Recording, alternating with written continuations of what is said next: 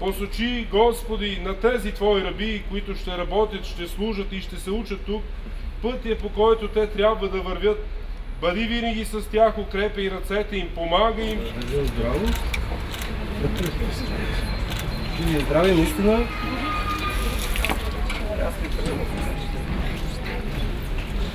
Центърът за превенция на захарния диабет е създаден във връзка с един европейски проект, който е точно фокусиран върху отсрочване или избягване изобщо на развитието на захарния диабет. В програмата, която е заложена в този център, чрез промяна в стила на живот, промяна в храненето, физическата активност и чрез медикаментозни подходи, ще се търси избягване на захарния диабет. Недопускане, превенция. Защо е уникален? Защото тук са събрани на едно място различни, много чувствителни съвременни апарати за диагностика на различни диабетни усложнения. Първоначалната идея е да включим 200 души, които обаче, обръщам внимание, те са в най-високо рисковата категория.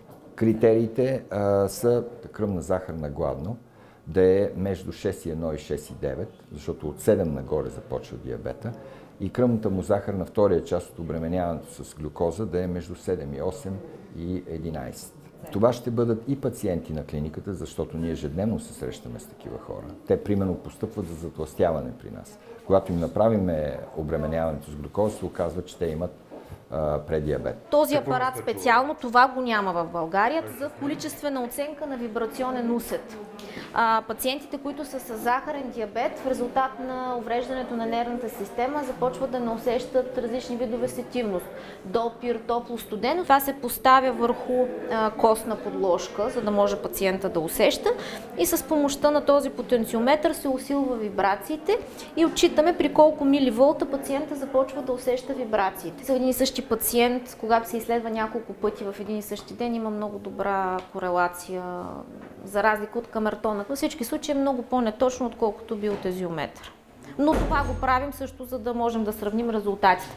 Най-честите диабетни усложнения, те са две основни групи. От острите, каквито са диабетната кетоацидоза, хиперосмоларните състояния, диабетната хипогликемия, тежка хипогликемия с загуба на съзнание, те са потенциално, могат да бъдат фатални за човека. Слава Богу, днеска с съвременните методи на лечение това е изключително рядко. Другите усложнения, които са хроничните усложнения на захарния диабет, те са също два вида. Едните са макросъдови и това е една акцелерирана макросъдова болест. Сърдечно-съдова болест, т.е. заболяване, проблеми с мозъчното кръвообращение, инсулти или с сърцето, инфаркти или ангина, и с крайниците, които могат да доведат до ампутация. Тези усложнения, макросъдовите, на практика скъсяват живота на пациента. Другата група, това са микросъдовите усложнения. Поражение на очите, на бъбреците, на нервите. Те по-скоро нарушават значително качеството на живот, инвалидизират пациента. Микросъдовите усложнения, каквито са диабетната невропатия, ретинопатия, нефропатия, те се срещат още в преддиабетният етап. Това е един апарат, който служи за диагностика на автономната нервна система, дава възможност за записване на дълъг ЕКГ запис, върху който след това се оценява вариабилност на сърдечната честота. Отделно апарата има възможност за допълнителна оценка на автономната нервна система с така наречените тестове на Юинг. При различни, оценява се отново сърдечната честота, артериалното налягане при различни стимулационни тестове, например стискане на това топче с 30% от максималната сила за 3 минути. Необходими са определени промени в артериалното налягане. Другата проба е пациента лежи 10 минути, след което се изправя отново за 10 минути, следи се дали има спад в артериалното налягане и промяна в сърдечната честота. С това нещо се прави пробата на Валсалва. Пациента духа срещу 40 мм живак, отново трябва да настъпят определени промени в сърдечната честота и след това се прави сумарен скор, който дава информация има ли пациента или не автономна невропатия. Като това е подходящо и за пациенти без автономна невропатия. Има случаи, както примерно при съдна апнея доминира симпатикусовата нервна система, това също има възможност да го оценим. Това нещо се нарича монофиламент. Пациента си затваря очите, за да не вижда дали го пипам.